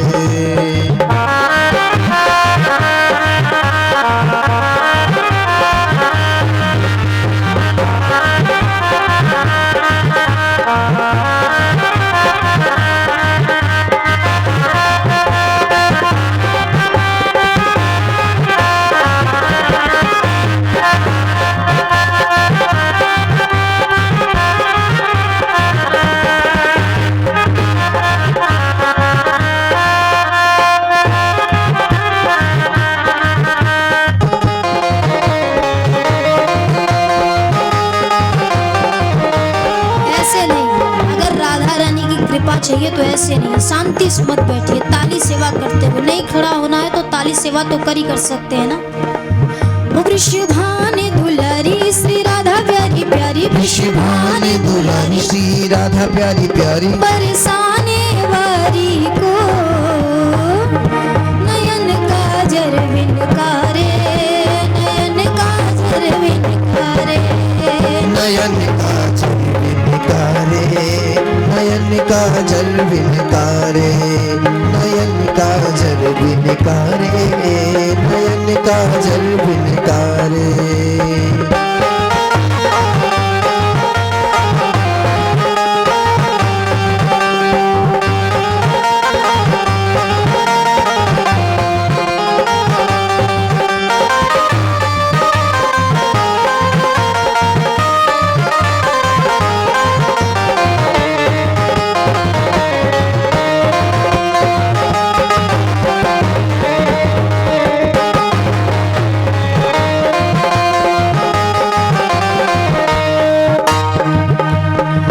इन नयनन की चितवन को लख श्याम भये मतवारे, इन नयनन के संग भये मतवारे, इन नयनन की चितवन को लख श्याम भये मतवारे, शाम भये मतवारे। इन अखियन में प्रीतम प्यारो रच रच गजरा डारे, रच रच गजरा डारो प्यारो, रच रच गजरा डारो। श्री राधा गोरी गोरी वो तो नवल किशोरी, श्री राधा गोरी गोरी वो तो नवल किशोरी, बरसाने वारी को नयन काजल बिनकारे, नयन काजल बिनकारे, नयन काजल बिनकारे, नयन काजल बिनकारे, नयन काजल बिनकारे, नयन काजल बिनकारे।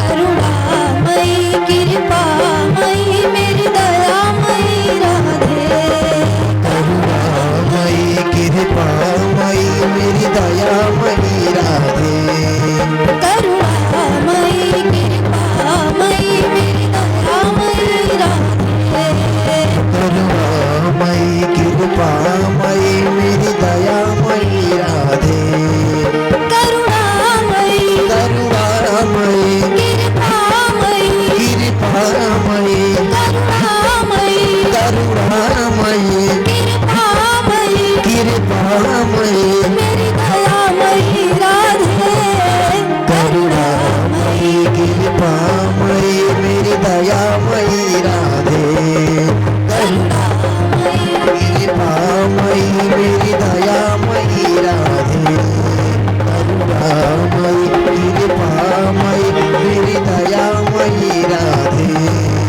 करुणामयी कृपामयी मेरी दयामयी राधे, करुणामयी कृपामयी मेरी दयामयी राधे, मेरी दयामयी राधे, मेरी कृपामयी राधे, ओ मेरी दयामयी राधे, मेरी करुणामयी राधे, करुणामयी कृपामयी मेरी दयामयी राधे, करुणामयी कृपामयी मेरी दयामयी राधे,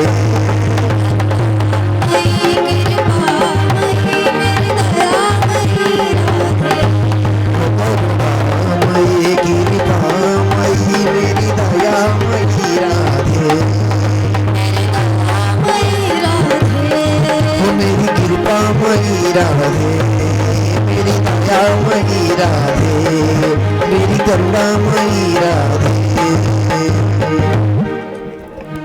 बोल राधा रानी सरकार की। जय हो। आकुति, देवहूति, प्रसूति सबका वर्णन करके सुनाया गया।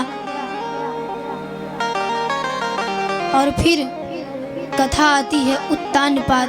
मनु महाराज के दोनों पुत्रों का वर्णन किया जाता है। उत्तानपाद महाराज का वंश भी बड़ा महान वंश था।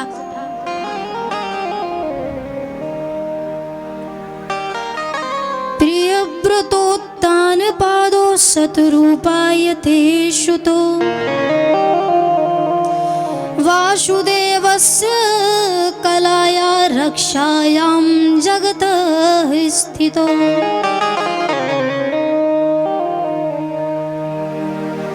उत्तानपाद महाराज का भी वंश बड़ा महान वंश था, क्योंकि इस वंश में ध्रुव जैसे भक्त का प्रादुर्भाव हुआ।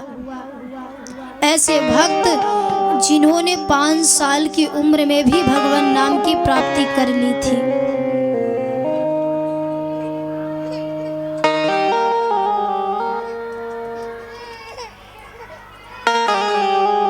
ऐसे ध्रुव जी महाराज का जन्म उत्तानपाद के वंश में हुआ। उत्तानपाद महाराज की 2 रानियां थी, सुरुचि, सुनीति।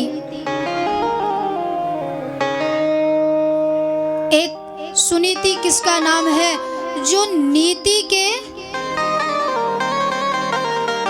अनुकूल चले। सुरुचि जो अपने सुरुचि के लिए काम करती है, वो है सुरुचि।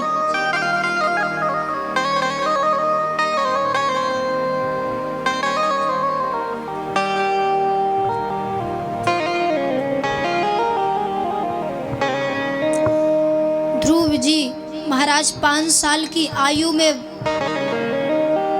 सभी सुखों को त्याग कर सीधे वन की ओर चले गए। क्यों? क्योंकि पिता के गोद से माता सुनीति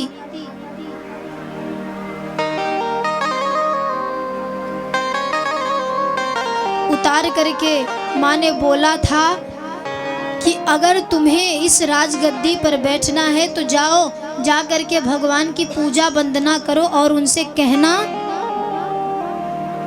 कि अगले जन्म तुम्हें मेरी कोख से मिले अगला जन्म। अगर तुम्हें इससे पिता की गोद में राज सिंहासन पर बैठना है तो। छोटे से ध्रुव जी महाराज के मन में ये बात लग गई और फिर क्या हुआ? राजपाट, घर, गृह सब त्याग कर सीधे वन की ओर प्रभु की प्राप्ति के लिए चले गए। 5 साल की उम्र में इन्होंने प्रभु की प्राप्ति की।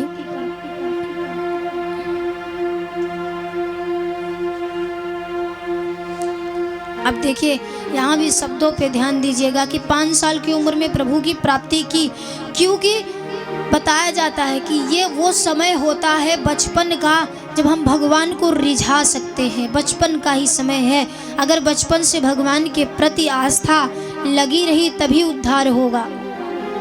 जब ज्ञानी हो गए, बहुत बड़ी विपदा आई, आपदा आई, तो जब कुछ नहीं बचा, बहुत पैसे हॉस्पिटल में चले गए, बहुत पैसे बिजनेस में बर्बाद हो गए, सब कुछ लुट गया, तब फिर जब बुद्धि खुली, किसी ने कहा कोई बाबा है या फिर कोई पूजा है, यज्ञ है, इसको करवाने से संपूर्ण सुख प्राप्त होता है, आपका जो भी गया है लौट आएगा, तब आप करते हैं, तो इसे भक्ति नहीं कहते। स्वार्थ लाग करें सब प्रीति, सुर नर मुनि सब की यह रीति।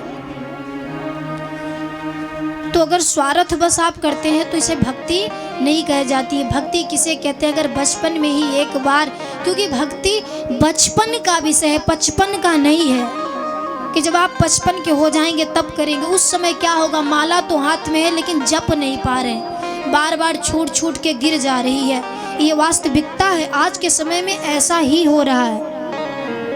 बूढ़ी अम्मा कल को मरने वाली है, लेकिन आज गोद में बैठा के नाती नाती मेरा नाती,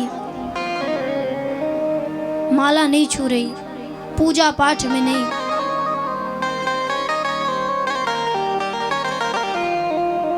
जैसे जो आपका यहाँ अकाउंट है, जितना जिस बिजनेस में आप लगे हैं, सब भर रहे हैं। एक बैंक, एक अकाउंट आपका वहाँ भी है, उसको भी भरना है, याद रखिए। लेकिन उसके लिए इसकी ज़रूरत नहीं, उसके लिए इसकी ज़रूरत।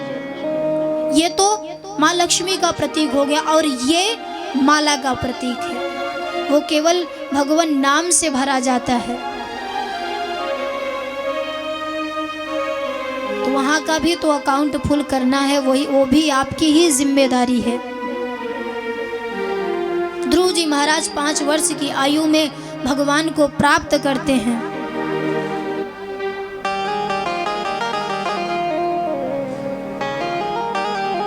कोई ज्ञान नहीं, नाम संकीर्तन से भगवान को प्राप्त किया, साधना से, तपस्या से भगवान आए। और 5 कोई विशेष ज्ञान नहीं था। जब भगवान की प्राप्ति हो जाएगी तो ज्ञान अपने आप आ जाएगा। जैसे भगवान ने प्रकट होकर के ध्रुव जी महाराज के मुख से कपोल से लगाया शंख, वैसी उनके मुख से निकला ओम पूर्णमदः पूर्णमिदं पूर्णात् पूर्णमुदच्यते पूर्णस्य पूर्णमादाय पूर्णमेवावशिष्यते। सब कुछ पूर्ण हो गया, कुछ नहीं बचा, क्योंकि भगवान की प्राप्ति हो गई थी।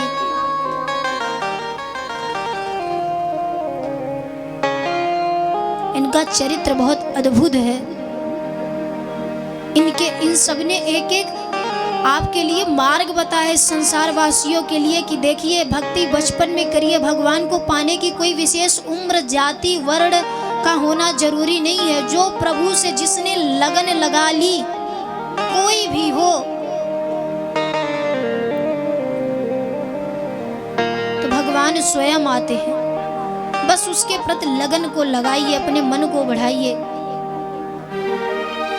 इंद्रियों का दमन मत करिए, मारिए नहीं, इंद्रियों को भगवान की तरफ मोड़िए, भगवान के चरणों में लगाइए।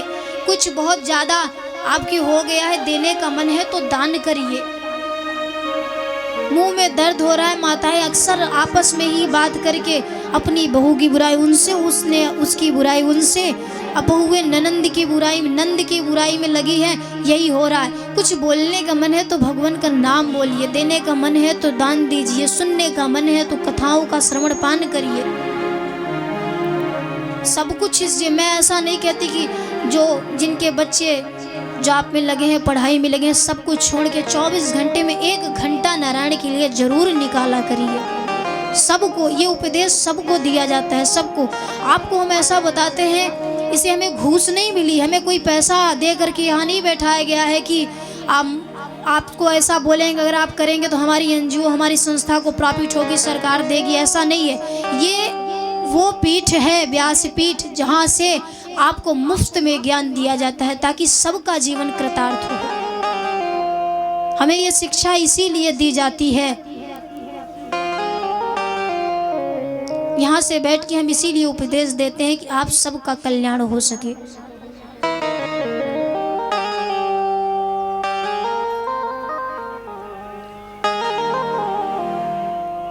इसीलिए बार बार कथाओं के माध्यम से, सत्संग के माध्यम से, भक्तों के चरित्र के माध्यम से, देखिए कथा कोई भी हो, मुख्य बिंदु उसमें यही बार बार लास्ट में यही उपदेश बताया जाता है कि भगवान नाम संकीर्तन करिए, भगवान की भक्ति करिए। भक्ति उसमें मुख्य उपदेश रहती है। आप में से ऐसी कई माताएं होंगी जो एक बार नहीं 10 बार भागवत का श्रवण पान कर चुकी होंगी, लेकिन ऐसा नहीं। कथा का महत्व इसमें नहीं बताया गया है कि आए और सुने, सुनकर चले गए। कथा का महत्व इसमें बताया गया है कि आपने क्या सुना, सुनने से हुआ क्या, क्या अपने जीवन में आपने धारण किया।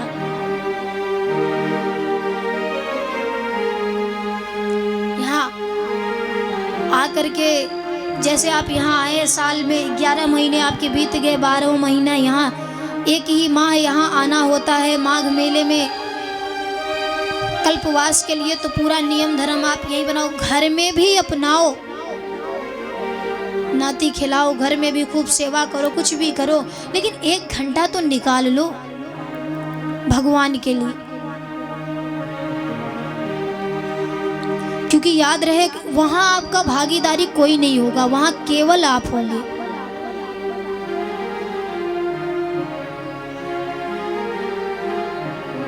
कितना भी धन धन कर लो, अंत में क्या लिखा जाएगा? निधन। धन धन करते रहो, जिंदगी भर धन धन किया, अंत समय भी लिख दिया जाता है निधन। वहां नहीं लिखा जाता कि ये धनवान थे, इनकी बड़ी बड़ी प्रॉपर्टी थी, दिल्लट थी, कुछ भी वहां कुछ नहीं लिखा जाता, वहां निधन ही लिखा जाता है।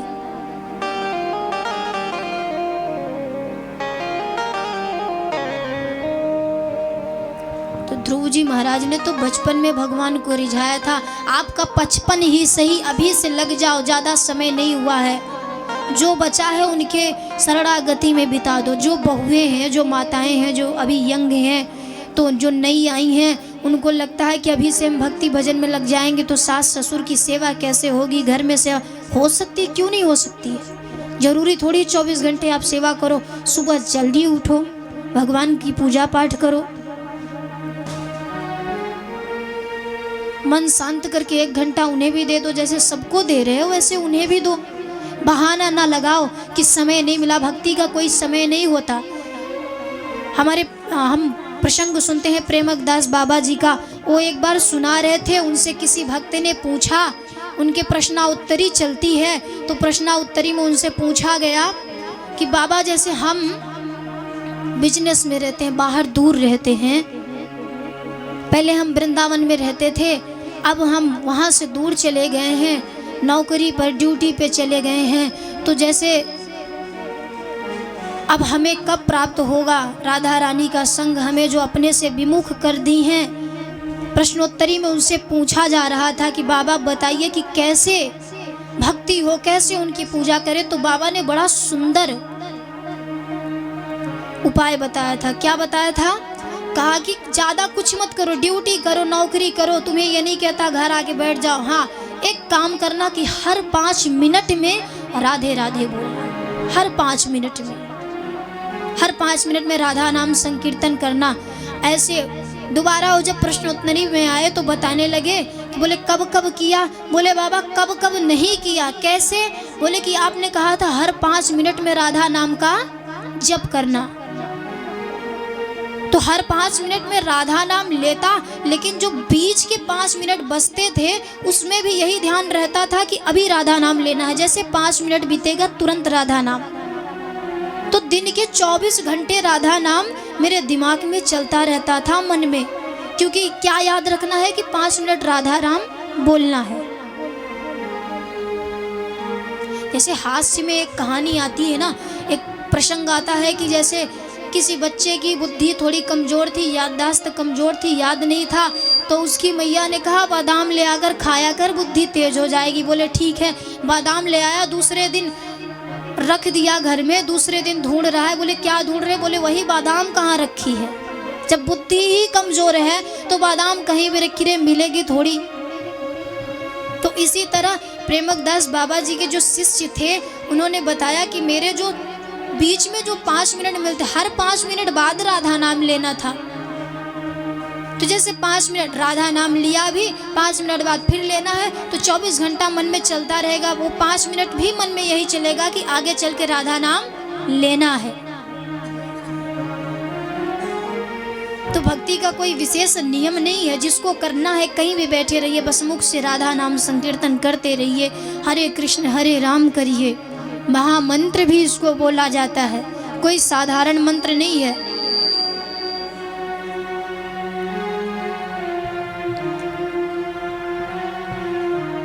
उत्तानपाद महाराज के वंश में ध्रुव जी महाराज का प्रागट हुआ।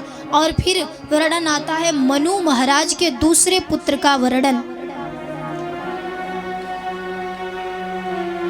प्रियव्रत महाराज के यहाँ भी इनका भी वंश बड़ा महान था। इनके घर ऋषभ देव भगवान का प्रागट्य हुआ और ऋषभ देव जी के यहाँ भरत जी का प्रागट्य हुआ।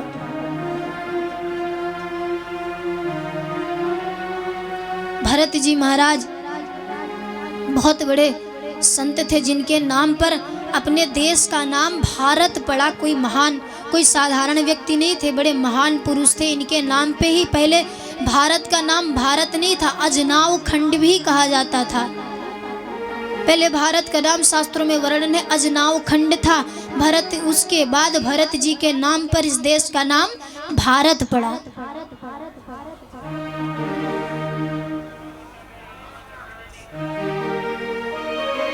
इनके घर ऋषभ देव जी के यहाँ भरत जी का प्रादुर्भाव हुआ। भरत जी घर द्वार सब त्याग करके वन में चले गए भजन संध्या करने के लिए। वहाँ भजन संध्या करने गए थे, लेकिन हिरण के बच्चे में ऐसा मन फंसा, ऐसा मन लगा कि पूरी भक्ति भूल गए, सब कुछ भूल गए।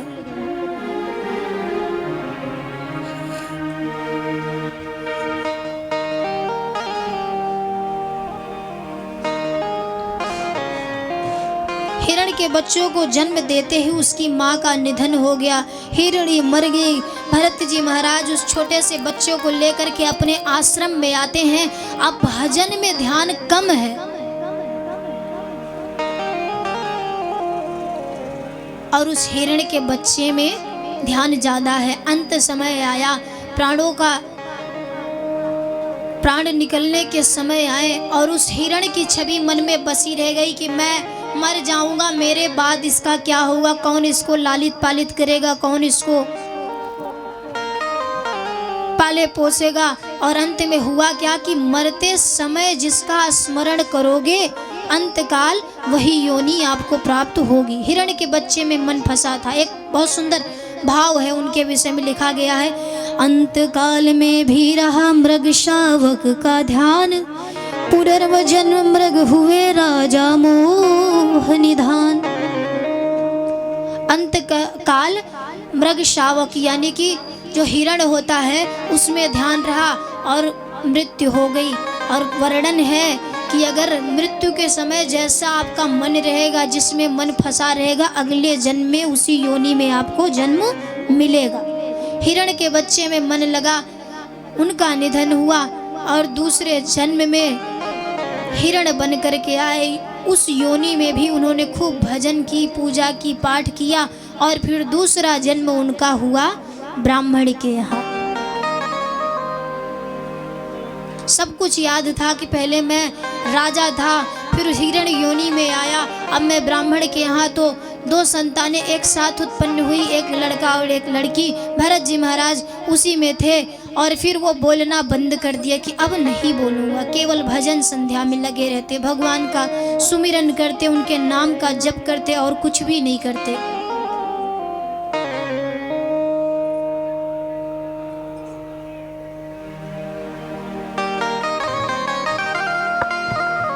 घर वाले बड़े परेशान कि खाता बहुत है, काम कुछ नहीं करता। बड़े भाइयों ने सोचा, पिताजी ने सोचा कुछ पढ़ा लिखा दें। भरत जी फिर भी जाते, विद्यालय जाते तो सबसे पीछे बैठ जाते, ना पढ़ते ना लिखते, केवल राम राम करते रहते। पिताजी परेशान हो गए, सोचे पढ़ाई नहीं करेगा। भाइयों ने सोचा कि ऐसा करते हैं खेती किसानी में लगा देते हैं, वो तो अच्छे से देख लेगा।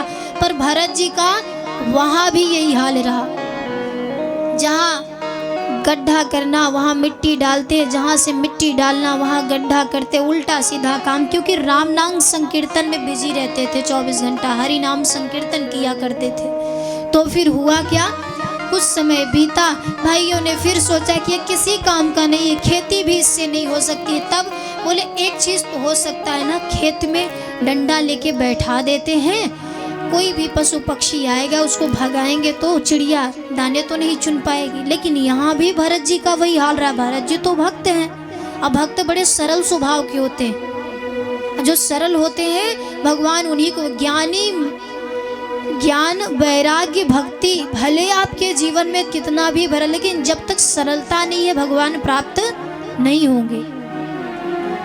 तो भरत जी महाराज सरल स्वभाव के व्यक्ति खेत में बैठ के, कौन कहे चिड़ियों को भगाने के लिए, बुला बुला के कह रहे हैं कि राम जी की चिड़िया, राम जी का खेत, आओ रे चिड़िया, खाओ रे चिड़िया भर भर पेट, आओ आओ, जितने भी जीव जंतु हैं, पशु पक्षी सबको कह रहे हैं आओ खाओ भैया, ये खेत भी राम जी का, तुम भी राम जी को, फिर संकोच किस बात की, आओ सारा खा जाओ।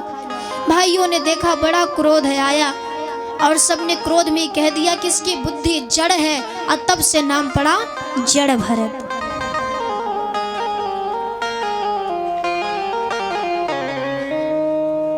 जड़ भरत के नाम से तब से जाने लगे। सबने घर से निकाल दिया। इनकी बड़ी सुंदर कथा आती है कि भरत जी महाराज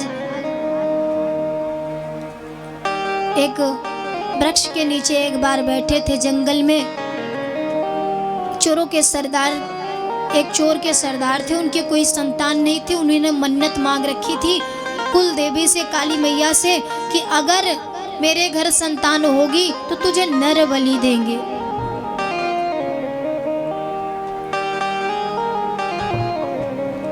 नर बलि मैं दूंगा अगर मेरे घर संतान होगी तो। उसके यहाँ संतान की उत्पत्ति हुई और जंगल में जड़ भरत जी एक वृक्ष के नीचे बैठ करके भजन कर रहे थे। चोरों ने कहा बलि का समय आया, जाओ किसी को ढूंढ करके लाओ। जिसको पकड़ के लाया था वो बच के भाग गया। अब जल्दी में थे, पूजा का मुहूर्त खत्म हो रहा था, दौड़ करके गए। उसके दूत देखते हैं कि जंगल के नीचे जड़ भरत जी बड़े मस्त से बैठे हैं, तो सब पकड़ करके उसे उठा करके कंधे पे लाद के ले जा रहे थे। जड़ भरत जी को बड़ा आनंद आ रहा था कि सोचो रोज पैदल चलते चलते भजन करते थे, आज कंधे पे जा रहे हैं। न छुड़ाने का प्रयास, न चिल्लाना, कुछ नहीं, राम राम कर रहे हैं। मन ही मन सोच रहे हैं राम नाम की कितनी बड़ी महिमा है कि आज मुझे लोग कंधे से उठाने आए हैं, रोज मैं पैदल चलता था। पकड़ के सब ले गए। स्नान, बलि से पहले बलि के बकरे की बड़ी पूजा की जाती है। एक कहावत है गांव में, इसी तरह जड़ भरत जी को स्नान कराया गया, उनकी आरती पूजा की गई, माला पहनाया गया, खाने के लिए सुंदर सुंदर भोग दिया गया। बड़े प्रसन्न जड़ भरत जी कि बताओ आज तो राम नाम की महिमा देखने को वास्तव रूप में आज ही मिल रही है कि बिना मांगे ही सब कुछ मिल रहा है। तब जैसे ही जड़ भरत जी को बलि के लिए लेटाया गया, साक्षात माँ काली, माँ दुर्गा प्रकट हो गई और प्रकट होकर के उसी तलवार से उस सरदार का सर धड़ से अलग कर दिया। जड़ भरत महाराज की रक्षा की। कहने का अर्थ क्या है, शब्दों पे जाइएगा, समझिए कि कोई भी दुर्गा, कोई भी देवी, कोई भी काली, कोई भी भवानी बलि की भूखी नहीं है। बलि भी देखिए दी जाती है किसकी, अपने अहंकार की। वास्तविकता में बलि भी किसकी, अभिमान की दी जाती है, अवगुणों की दी जाती है। हमारे हिंदू धर्म में, हिंदू ग्रंथों में कहीं भी ऐसा वर्णन नहीं है कि नर बलि दी जाती हो। और कोई भी माँ, खासकर तो माँ, अपने संतान की बलि लेकर के कभी खुश नहीं हो सकती। भरत जी महाराज की रक्षा की माँ ने और फिर भरत जी महाराज राजा रहूगढ़ पर कृपा करते हुए अपने धाम को प्रविष्ट करते हैं।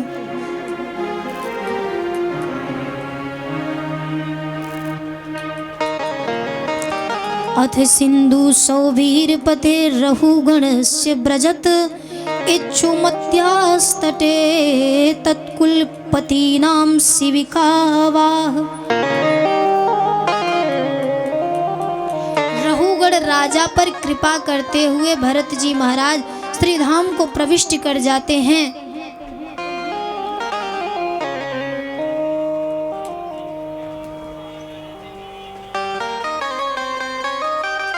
आज थोड़ा स्वास्थ्य ठीक नहीं है, इसलिए कथा को समय से पहले विश्राम देंगे।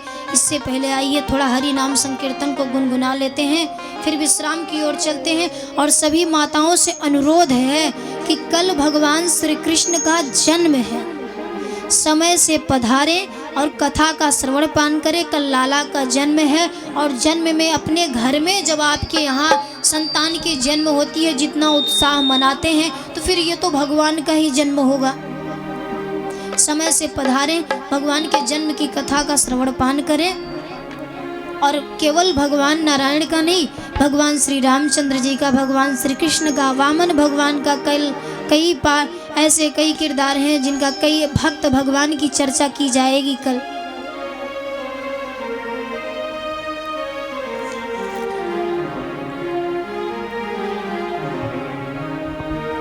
आइए हरि नाम, श्री राधा नाम की महिमा का कुछ गुणगान कर लेते हैं।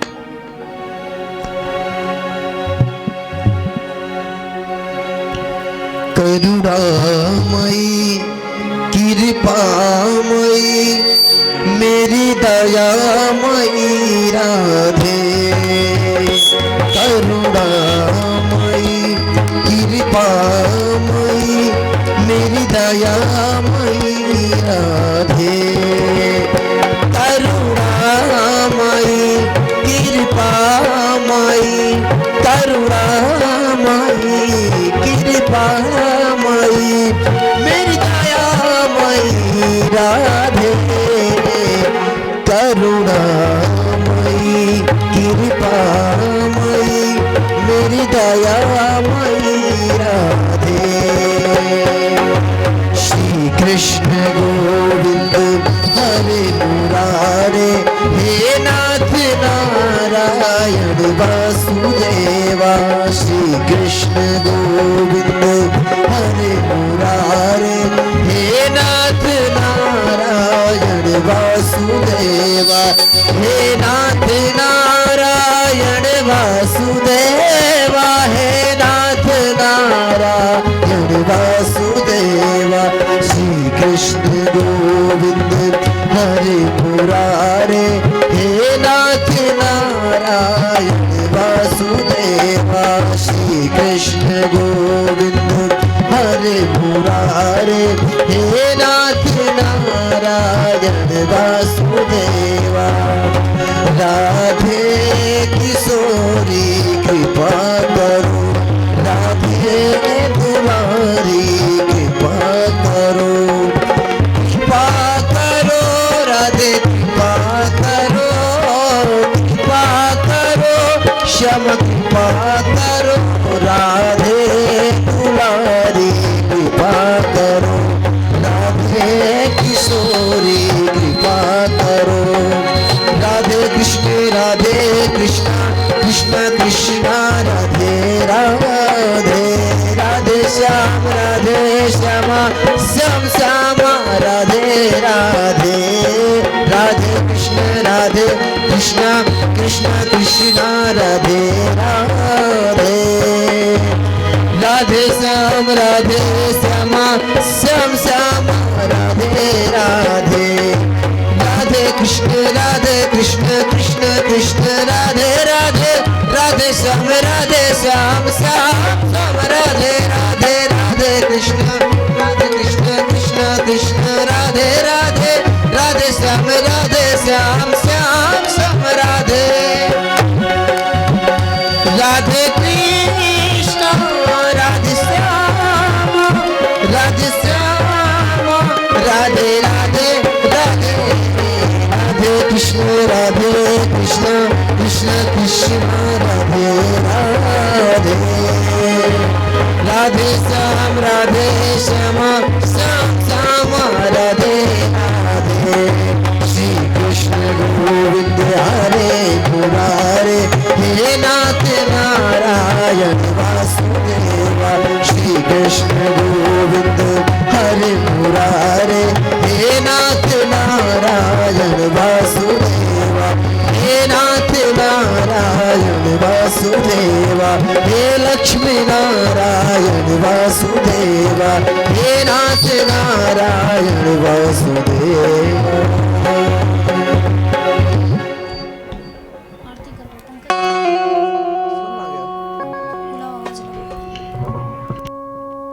राधे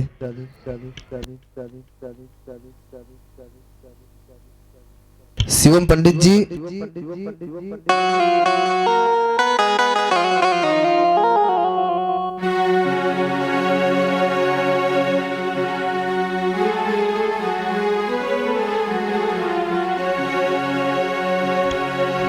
सभी लोग आरती के लिए खड़े हो जाए।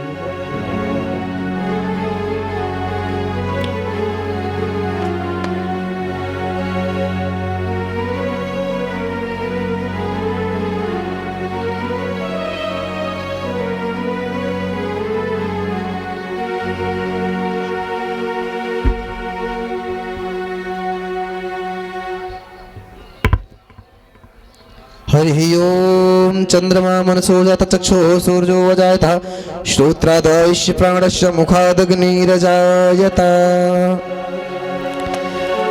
बाकी बिहारी तेरी आरती गाऊं, कुंज बिहारी तेरी आरती गाऊं, बाकी बिहारी तेरी आरती गाऊं, कुंज बिहारी तेरी आरती गाऊं, आरती गाऊं प्यारे तुमको रिझाऊं, आरती गाऊं प्यारे तुमको रिझाऊं, बाके बिहारी तेरी आरती गाऊं, कुंज बिहारी तेरी आरती गाऊं।